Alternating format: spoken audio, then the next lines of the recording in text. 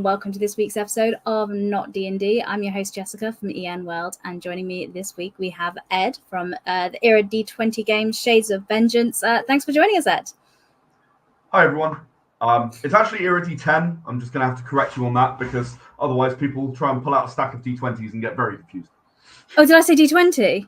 Yeah, you did, yeah. Oh, sorry, immediately mess up the interview. No, it's Era D10, obviously, because that's what we're here talking about. So the game system that uses D10s, and it's listed right to the side of me right here on the screen as well. So apologies for that. But yes, thank you very much for joining us. We will be talking about the Era D10 tabletop RPG rule set, which is vast. There's over 150 books you've got around it, so we're not going to be able to cover all of them, but hopefully we can let people know, what the system Maybe just is, a what quick the summary is. of the most interesting ones. Yes, definitely. Well, I'll let you pick out and tell me about it. But before we dig into that, if that's okay, I'd love to dig into you, Ed, your background and your history with games. So the classic question I ask most people is, do you remember the first role-playing game that you played? I absolutely do. I was I was familiar with a lot of different tabletop role-playing game rule sets. Actually, the very first tabletop role-playing game I was involved in that I didn't know was actually Traveller. I played Nice. Mega Traveller 1 on the Amiga because I'm old. I played that from actually a relatively young age, so I got familiar with the actual rule set there, as well as building characters that died during character creation. Of course, and all of the various things that are the staple of Traveller. It was a very early attempt to make a role-playing game with a non-D&D rule set, I think. It's the earliest I've come across that was not D&D. There we go. Appropriately. Yeah, absolutely perfect with this show. But you said you were familiar with loads of games before trying Traveller. Were you like somebody that collected and read loads of Traveller? No, I didn't play Traveller. I got familiar with the rule set. And then I played some other computer games, but it wasn't until I got to university, fresh-faced 18-year-old, that I was introduced to role-playing games. And I went to Durham University here in the UK. And the university Indoor Gaming Society was very, very anti-D&D due to the people who were involved in it that year. I never played D&D ever at university. Oh, wow, okay. So the first game that I played, because it was what was on offer, was Paranoia. Oh, nice! What an introduction. That was the first game I ever actually played. How fun! The following week, they had not enough GMs to run games for everybody, so they asked for volunteers, and I was dumb enough to put up my hand, and I said, "Yeah, fine, I'll run a game." I have no idea what I'm doing. The GM from the previous week took me aside for 5 minutes and showed me how the rules for Paranoia work, which was not really how the rules for Paranoia work. But anyone who knows Paranoia knows that you're not allowed to know the rules if you're a player. So It's fine. No one's going to call you out on it. So it was like, I just usually do this. And I'm like, oh, okay. Okay, fine. Yeah, I mean, I can probably do that. Can you lend me some dice? Thanks. Okay, let's go. Later on, I actually ended up running nearly all of the time. I played very rarely. You became the fear of a GM then. Oh, well, yes. I'm actually better at GMing than I am at playing. I'm a pain in the arse as a player. I keep trying to do things. I ended up playing Vampire the Masquerade. I ended up playing a lot of homebrew games that we made off actually Vampire the Masquerade's rule set. Yeah. And I eventually sort of graduated university after several years of playing many different role-playing games. Played the ones I can recall. I played Firefly. I played. There was a D20 sort of Mission Impossible game that I played. Those are the ones that stick in my mind. But that was quite a few years ago now. Yeah. I ended up getting a real job. Doing a real thing with my career, and like grown-ups do. A developer. Yeah. However, I got about a year into that and just got bored of never doing anything creative anymore. So I called together some friends and family, and that was the campaign that would eventually become Era the Consortium, which is the first game that I published. Fantastic. So what made you transition from being forever GM to somebody that makes games? Because running games and writing games are kind of two different skill sets. Obviously, there's some overlap, but how? There's some overlap, absolutely. Yeah. Actually, it was a very good friend of mine called Drew, and what happened was I got to the end of that campaign, and by then I was playing with 11 players, and it was just crazy pants. It was and it was sort of a homebrew on the vampire rule set that I'd kind of adapted to sci-fi, but not very well, and there was a lot that needed doing, and my brother volunteered before he played the last session when his character died, and he got quite salty about it. Okay. I did not kill his character. Another player character killed his character. I was just like, no, that's legit. He shot you in the back of the head. You didn't know it was coming. Sorry, you're dead.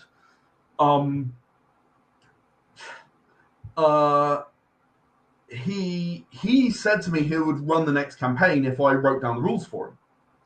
Okay. So I went ahead and started to write it out, and I thought, well, you know what, I can do a decent job of this. So I chatted with a documentation guy at work and learned a bit about how, because I was a developer at the time, I learned a bit about how we do documentation in the technical industry. He was a 20-year veteran of documentation. He really knew his stuff.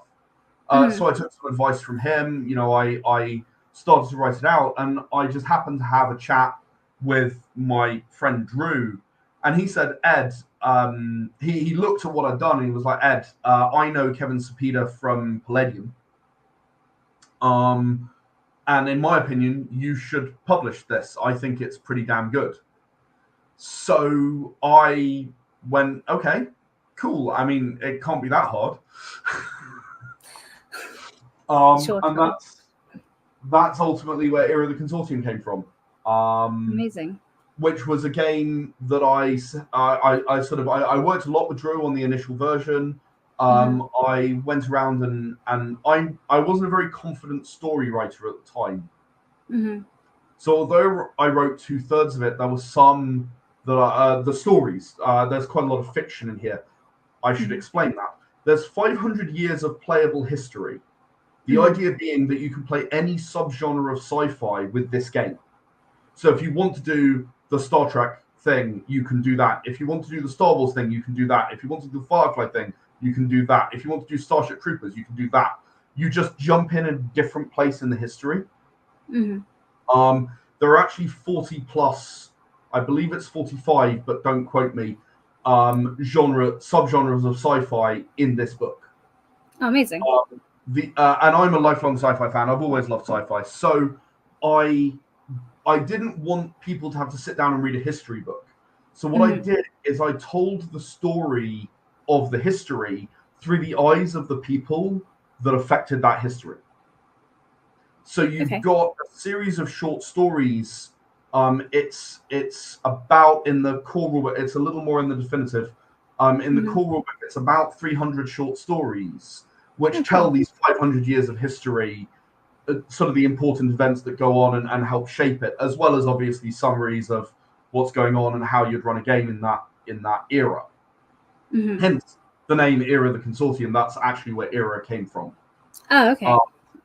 The intention was always that people can play any subgenre of sci-fi. I was a little sick and tired of having a Star Trek game and a Star Wars game and a Firefly game, but I sort of want to do like a Firefly type thing in a Star Wars universe, and now I've got to do loads and loads and loads of work to make that work. I was a bit sick of that at the time. Yeah. Well, the great thing about the game, and we'll dig into it like now, really, is it struck me as very much a toolkit rule set that could be used for any kind of genre, because it's not just sci-fi. Now, like I mentioned, you've got over 150 books, so there's fantasy in there. There's like Western thing. There's if you think of a genre, I think it's probably there. When I was looking through, I could see all the genres. So let's introduce the system a bit. So what is, obviously, D10s, as we've mentioned. So what is the core of the system? So I'm not going to lie, I was very heavily inspired by the World of Darkness rule set, which is probably my favorite rule set outside of Era D10. Yeah. However, while I love this rule set, I think there are big problems with it, the way it's published. That's my opinion, and that's why I would make my own rule set, right? Yeah. I wanted something where combat flowed a bit more seamlessly, where combat did not take 4 hours per combat. I wanted something that had the strengths of the system in the role-playing element, the skill check element, and so on. I thought a lot about this. And the thing is that with a D20 or a D100 or whatever, you have a flat distribution, and you are always trying to work against the fact that you have a flat line distribution of your results. You are fighting against that every step of the way by making it, for example, in a lot of D100 sets, you have zones, like 1 to 20 is a fumble, 60 to 100 is a really good. You're fighting against the fact that you are limited by the way that you're rolling. And I always found that to be insane, frankly. You've got to do a lot of arithmetic around it. It slows down gameplay. It makes it harder. And one of the strengths of the Vampire the Masquerade system or any other variable multiple dice system is that you have a normal distribution in your results. That's a bell curve for any American friends. This means that instead of having the same chance of dropping your sword on your foot when you run into combat, whether you're a complete novice or a master swordsman who's fought thousands of engagements, you are much less likely to receive a bad result the more dice you are rolling due to a threshold, which can, yes, it can vary, but let's say, for the sake of argument, it's a 7 threshold. So 7, 8, 9, or 10 is a success. 10s give you a bonus dice as well. That just mildly affects the probability of a success by a few percent. That results in giving you that bell curve, that normal distribution, which means that if you are rolling three dice, then you have a certain number of successes that is most likely. If you're rolling 23 dice, you have a certain number of successes that is most likely, and that is vastly different. And the only arithmetic you need to do is when you pick up your number of dice to roll. I observed a lot of newbies to role-playing games. A lot of newbies to role-playing games try out my game, and they'll roll a d20 in a certain a certain system that will remain nameless, and then they'll have to look at the GM and go, "Did I succeed? I have no idea. I rolled a 15. Is that good? Is that bad? I'm not sure." And the thing is that when you're rolling in Era D10, you know your threshold is 8. You know that before you start rolling.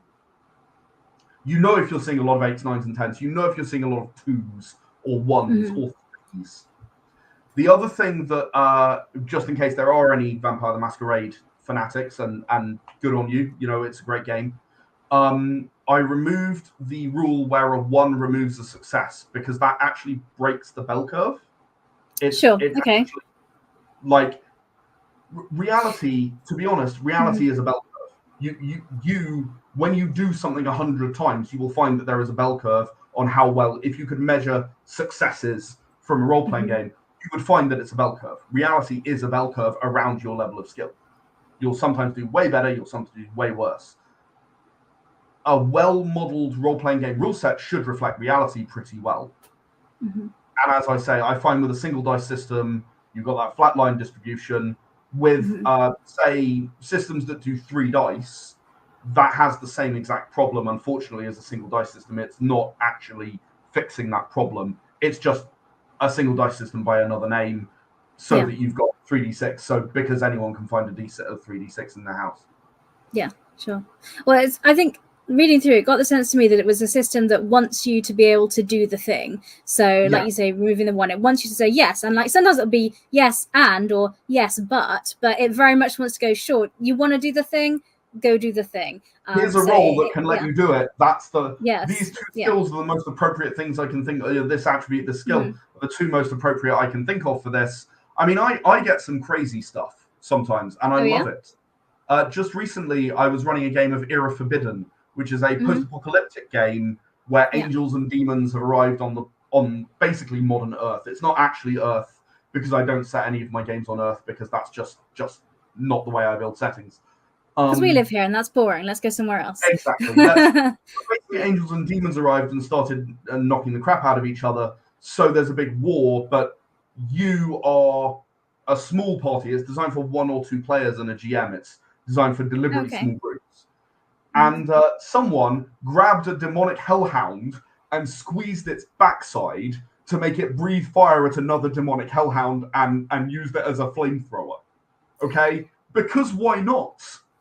Right? And what stats were used for that? That was a strength and what else did I use?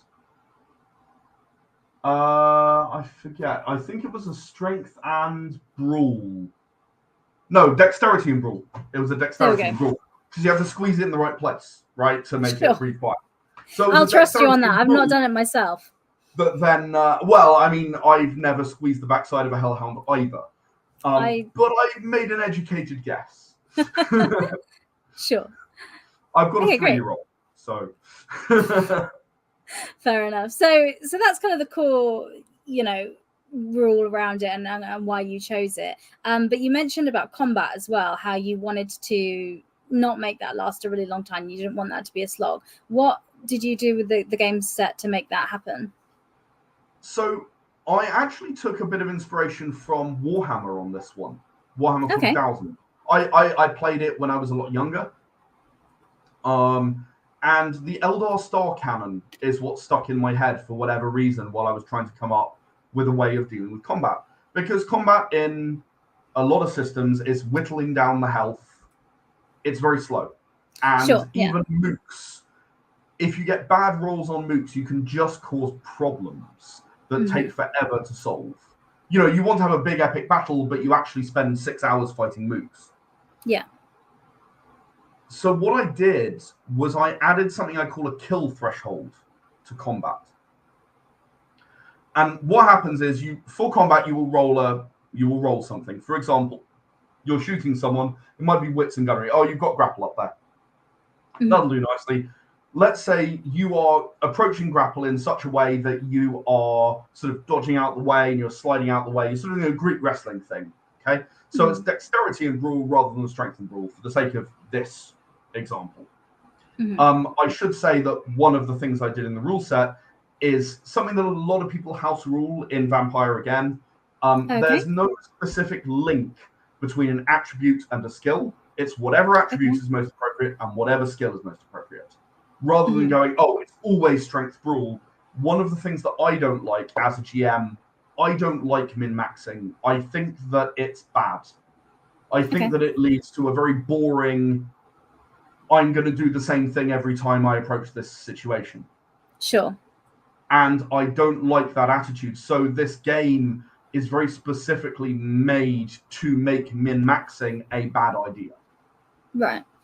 A more general, like, you wouldn't want to put one in every skill. That would be a really bad idea as well. But a more spread thing where you can do a lot of things. You've got a couple of good specializations, but it punishes you quite harshly if you want to go all the way up to the maximum you could get. And that's, again, not an accident, because most people, if you find someone who is absolutely at the top of their field, they've probably sacrificed a lot of other knowledge, a lot of other things in order to get there.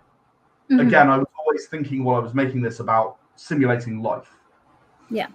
So you're in grapple, you grab someone. In grapple's case, you roll an opposed roll. So you'll roll your dexterity and brawl. And let's say the opponent is just trying to punch at you, grab you and punch at you. That might be a strength and brawl. So you'll roll against each other. Whoever gets more successes, if it's the defender, you're attacking them and you're grappling them, and it's the defender who gets more successes, you just take some damage. They elbow you in the face as you're trying to sort of slide around and do your thing. But if you get more successes, then you decide what your grapple action is. Hopefully you do that before you rolled. But as you'll see here, there's one which is direct damage. You just deal the damage that you get, success margin damage.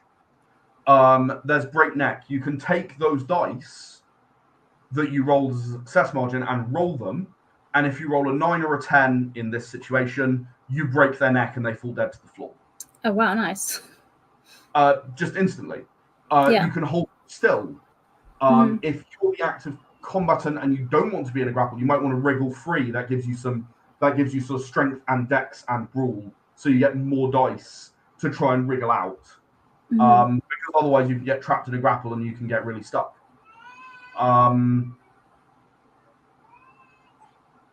So there are a number of things. In Era the Consortium, which we just had a look at a minute ago, there's an alien race which is bigger than humans. They can quite literally rip someone in half, right? That's one of the options. You've got to get 3 9s or 10s in order to achieve that in a damage roll. But it's very intuitive when you're playing with real dice, because you'll roll your...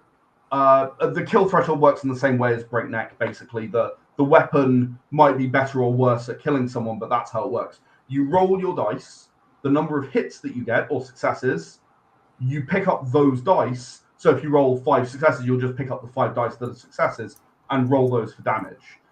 It's very much smoother than trying to find your 3d4 or whatever that often systems use to roll damage. You're always just rolling these dice. So you'll roll, and then you'll pick up the successes and roll those. Very simple. Okay.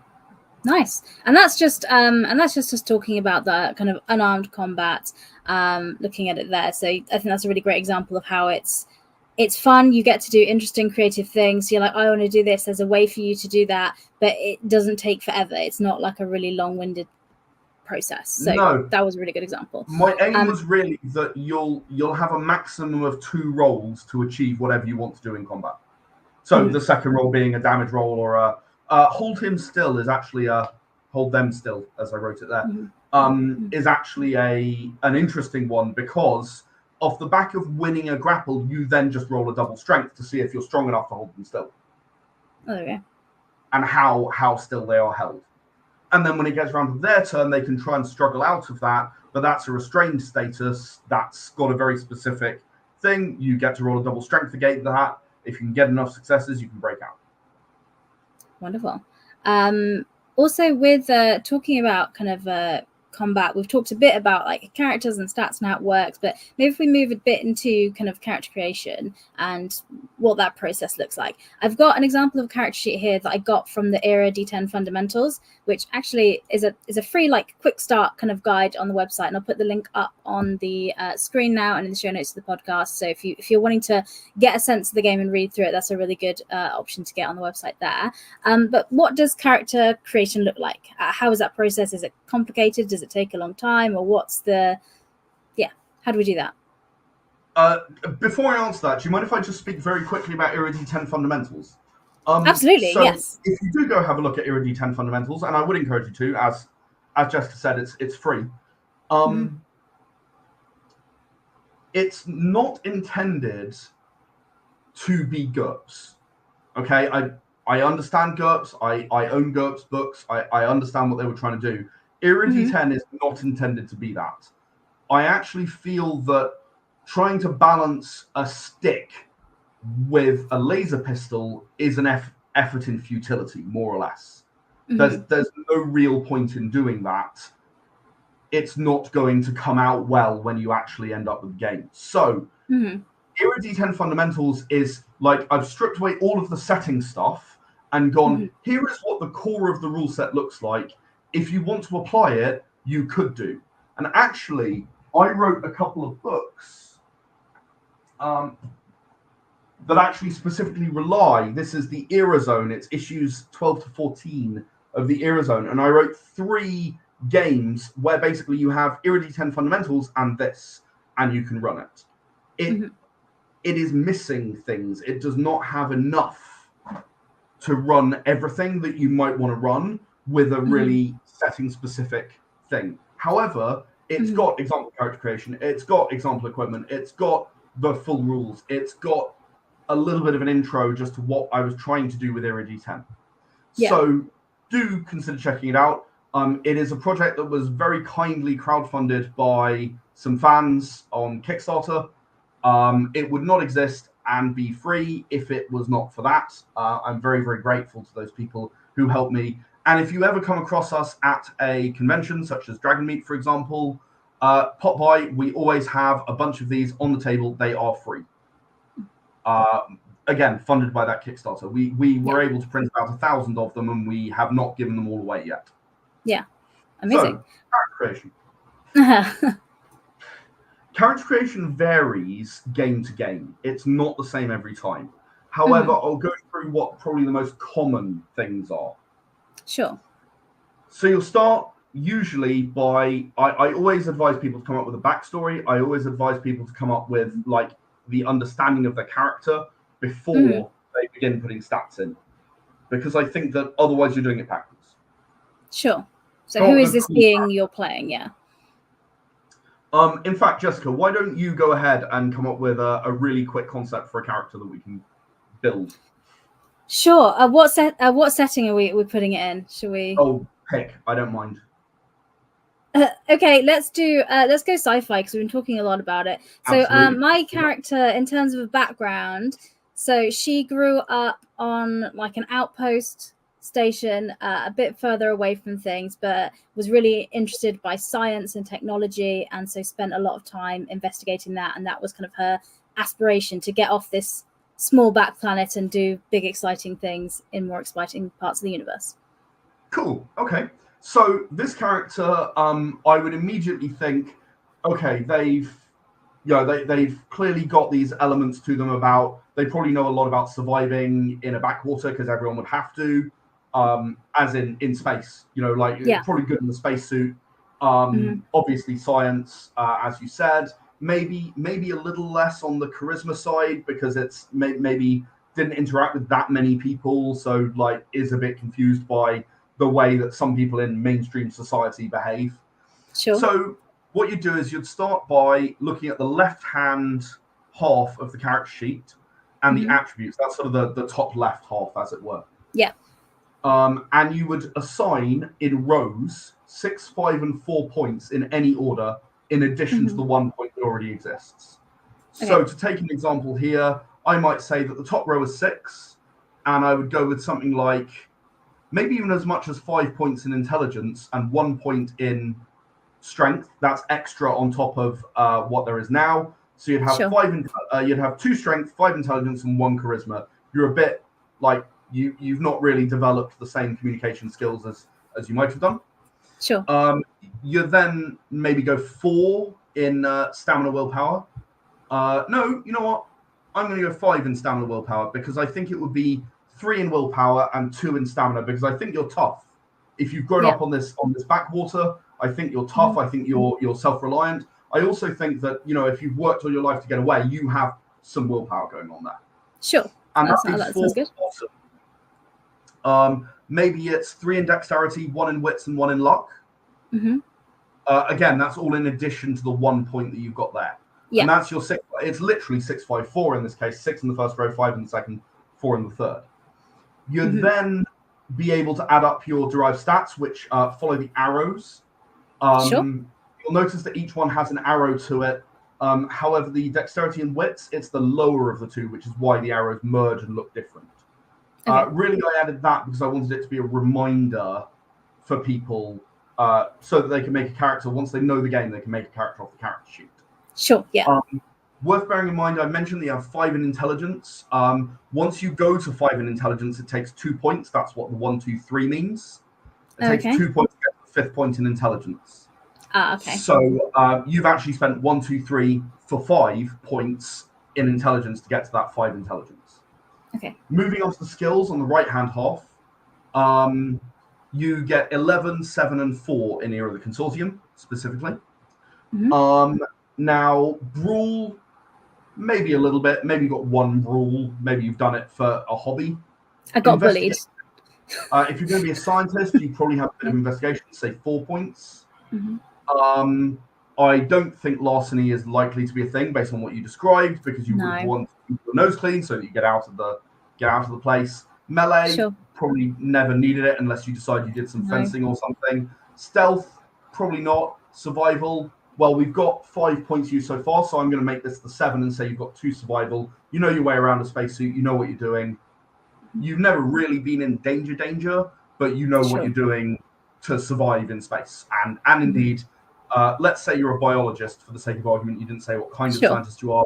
Let's say you're a biologist. You know about like research procedures and like dealing with virology.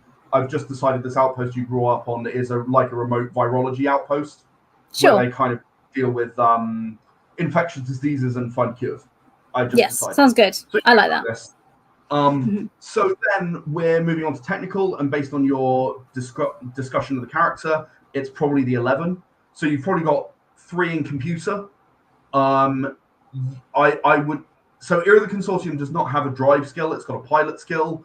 I talked a little bit about that in the Era D10 fundamentals about how the technical skills in particular can change game to game. You might have 1 pilot. I'd give you a pilot. I think you've probably flown a shuttle around, and that just takes a basic level of piloting. I said 3 computer, 1 pilot. We've got engineering. Again, I feel like you might know the basics, maybe 1, like maybe you handed tools to someone and picked up enough to do the odd some basic maintenance. Yeah.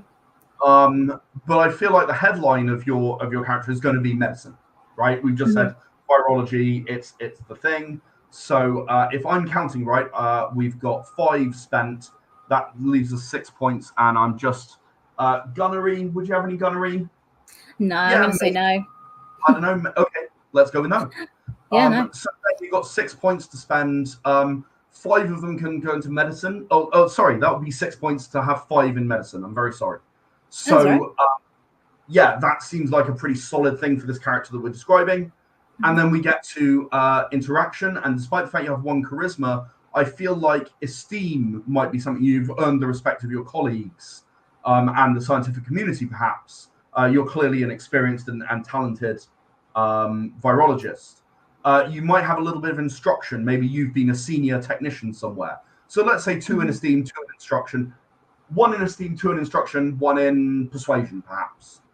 Sure. You've occasionally had to smile at someone and say, "Oh, come on, please." Yes. And then in Era of the Consortium, you would think about some of the setting-specific stuff. So there are implants, there are specialties. You might have a specialty like virologist, which would give you double dice when you're dealing with anything to do with virology. You might have intelligence and medicine as the dice you're rolling, which is a lot. That's 10 dice. That's quite a lot of min-maxing there. It's not bad. But within the concept of Era of the Consortium, you'll realize very quickly you're basically a non-combatant at this point. That's fine. You can be a character that's a non-combatant, but you're someone with 0 experience in combat. So you're likely to run away in combat because there's nothing else you can do. You've got 1 rule. You're not going to take anyone out very easily. You know the basics of self-defense, but more likely you're going to kick them in the balls and run. That's going to be your attitude to combat. Which is, again, it's a very realistic character. It's not the kind of thing that most people want to play in a role-playing game, but it's a character that does work very nicely in Era of the Consortium. So you might look at specialties like virology. You might look at specialties like maybe you actually have some computer expertise. Maybe you have some expertise in perhaps investigation. Maybe you're really good at noticing the thing that other people miss. You're particularly thorough, for example. Those are example specialties that you can have in Era of the Consortium. You might also have an implant, Era of the Consortium, depending on the era of the Consortium that you are. You might have an implant, something such as maybe you've got an air filtration system so that if a gas is released, you are not affected. That would make sense for your character. That you don't want to you want to be able to basically suppress the whole area with halon gas to make sure that the life form, the virology life form that gets released is killed, but you have an implant inside that makes sure you aren't poisoned by that. That makes sense to me. Then you might think about equipment, weapons, armor, all the rest of it, and you're more or less there at that point. Most people take half an hour to an hour to create their first character. Obviously, I've done this a million times. I've done it in about 5 or 10 minutes. But I know exactly what I'm doing, and I have made a lot of characters. I bet. Okay, great. It seems reasonably straightforward as well. It doesn't feel like too complex. It's more about making interesting decisions that makes the time. The decisions that you have to make. And the thing is that there are a lot of options. The character creation section in the Era D10 rulebook, in the Era of the Consortium rulebook, is longer than the rules section, right? There is only about 40 pages of rules. There are about 50 pages of character creation options. So amazing. You've got a lot of choices to make, but while it's easy to get bogged down in analysis paralysis, I think after most people have played a game or two, they know what they like. Like, I like being a persuadey character. I want to have more persuasion than that. Your character that we've just made together, that would never work for me. No. Like I would really struggle to play that character because I would constantly going, right, but I want to say this to this person. I've got no skills in it.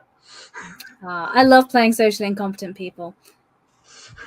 Fair enough. It's great fun. Makes it easy to roleplay. Also high charisma. A bit of variety is great, but the good thing about this game is you can do all of it because it just depends what you like you were saying. Yeah.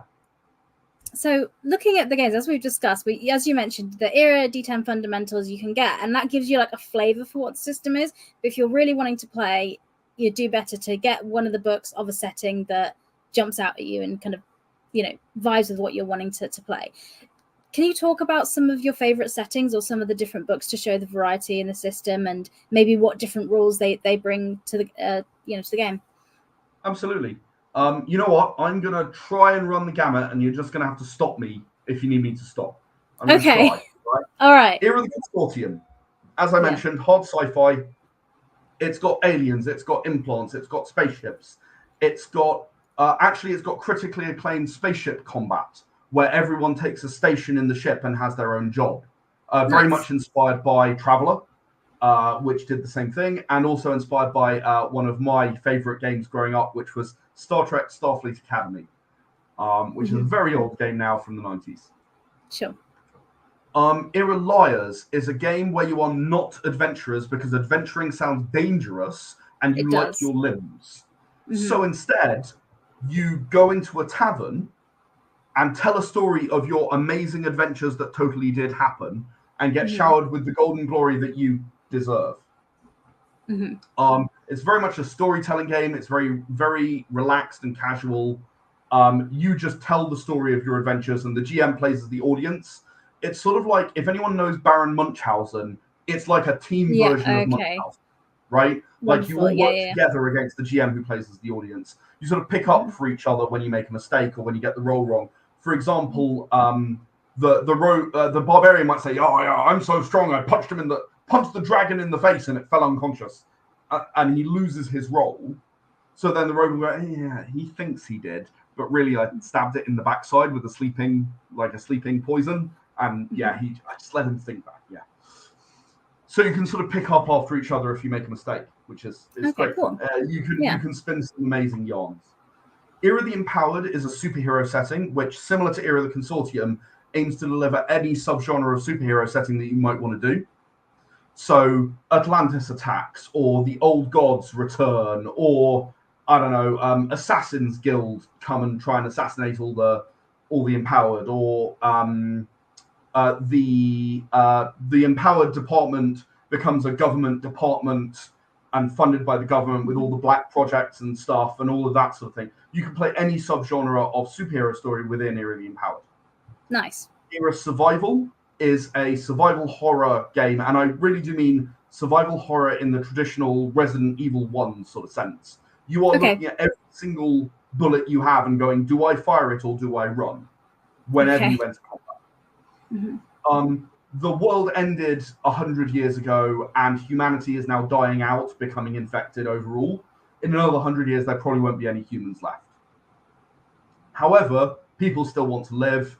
They do horrible things to each other, and as with any good survival horror setting, the worst thing is what the people do to each other, not what the infected are doing. Sure. Era Silence is a game where the players are not allowed to speak in character. They are trapped on the Norse Isle of Silence, and they have to work together to overcome certain challenges to earn their name. And I mean that quite literally. Each challenge represents a letter and gives you an ability. So when you pass a challenge, you might get an ability like, I don't know, big astral wings that let you fly, or the ability to throw fireballs, or even the ability, slightly meta, to retry a roll. If you don't like it, you can just tick off and just retry the roll. So Era Silence, and the players have to mime what they want to say to each other, which makes for a really fun time at the table. We've got Era Hitman. Era Hitman is a game where you play as an assassin. It's inspired by the Hitman games, but I threw in my own element of having these fast burn superpowers. You have superpowers, and some of them are very powerful. It might be, you can set off an EMP and disable all electronic devices, or you can disable a strong nuclear force within your target and turn them into free particles. or you can imbue metal objects with life or whatever, but you only have a very limited use of these, and your target may also be able to use them. Stop time, for example. Right. You're going to be in big trouble if you run into a target with powers and you've burned all your powers already getting to them. So it's a lot of fun, that one. It's sort of, there's a lot of, I'm going to arrange what our hit looks like. We're going to do all the setup. We're going to do the hit, and then we're going to try and escape. Era Balam is a game where you play as a space fighter pilot. It's not very similar to Era the Consortium because you are a squadron of fighters. And in Era the Consortium space combat, fighters are almost an afterthought. They're not an afterthought, but they're not where your players are going to be. They're going to be on the big ship taking their own station. Fighters just kind of are annoying and do a little bit of damage. In Era Balam, it's all fighters. You have fighters and an alien fleet which wants revenge against humanity. Humanity screwed up, as it usually does, and accidentally landed a probe quite forcefully on like an antimatter reactor on their homeworld and destroyed their homeworld. So it's like a big evil Battlestar Galactica fleet that's coming to look for humanity and kill everyone. They ran into humanity not at Earth, but at HX 7371, where Era Balam is set. And now the last pilots of humanity are trying to like overcome this fleet and survive. It's not good. It's not a good situation. Absolutely. We've got Era Lost Legends. Oh, sorry, you want me to stop? I can stop. Well, yeah, I was going to jump in. And say, because there's like over 100 of these. Did you say there's like 150 that you have? 14 games. Yeah. Many of those 150 are expansions to some of the games. So I'm about halfway through. They're about as many as Fab. So there's so many, and obviously for people, if people are interested in the system and want to try it out, obviously one way to go is to look at the 14 different kind of settings and decide which setting they like the most. Do you have a personal favorite? I do. It is Era the Consortium. Although is that because it's the first one? Yeah. Era the Consortium was the game I always wanted to make. Era Forbidden is a runner-up for me. Oh, yeah? I like the smaller, more focused group. So playing with 2 players, each player really gets to make their mark on the story. And I run and try to continue running some Era Forbidden games all the time because I like to run longer campaigns in Era Forbidden. You know, I'm currently running one. I think we're 6 sessions in now. I imagine it'll go to 20 or 30 minimum. Often I try and structure. Actually, now is a great time to talk about the Discord. So we run a lot of our games on Discord. I gave you the link earlier. Anyone is welcome if they want to come and play. We structure them as drop-in, drop-out campaigns. So each session is like a mission. And then when that mission's over, you go back to a hub so you can drop in or drop out when you can make it. We try and make sure that everyone is able to make every week. But you know how it is when you've got a group of 5 people and then one of them just can't make it. And then the following week, no, one of them can't make it. And then the following week, one of them can't. And it's a different one every time. And you're just like, well, we now haven't played for 3 weeks. Is this group even ever going to get back on its feet? That's why we structure it like that. Anyone is welcome to come and join us and play and try out any of the games that we're running. I'm going to go back to what the other games are, but one-liners, I promise. Okay, all right, yeah. Which is Final Fantasy inspired. It's in its own world, but it's a very Final Fantasy-esque world with crystals and a unique leveling system. We've got Era Forbidden, which I talked about earlier. Angels and Demons have returned. We've got Era the Chosen. That is an existential horror game where creatures from another universe reach into our world and grab people.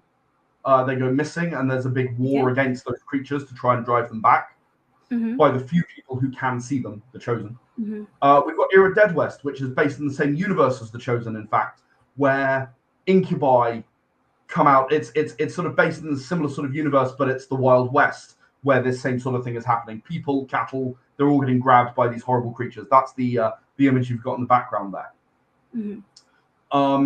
We've got Era Dragon Song, which is a high fantasy game where magic flows through everything, and there are giant floating archaeopolises that fall from the sky and have great riches inside. And we've got Era Kaiju, which is you become a kaiju. Nice. One of your fellow EN World staff really likes Era Kaiju. I've been honoured to be on Morris's unofficial RPG news podcast a few times, and his co-host PJ Coffey sat down and did an Era Kaiju with me. Absolutely adored it. Went completely nuts. Amazing. I think that's everything. I don't think I've missed anything. I'm just trying to check to make sure I haven't. No, I don't think I have. I think that's everything. There are a few others in development. I've got a few on the way, but okay. Yeah, there's 80s and 90s action heroes where you can manipulate continuity errors to be able to sort of improve the world for your benefit.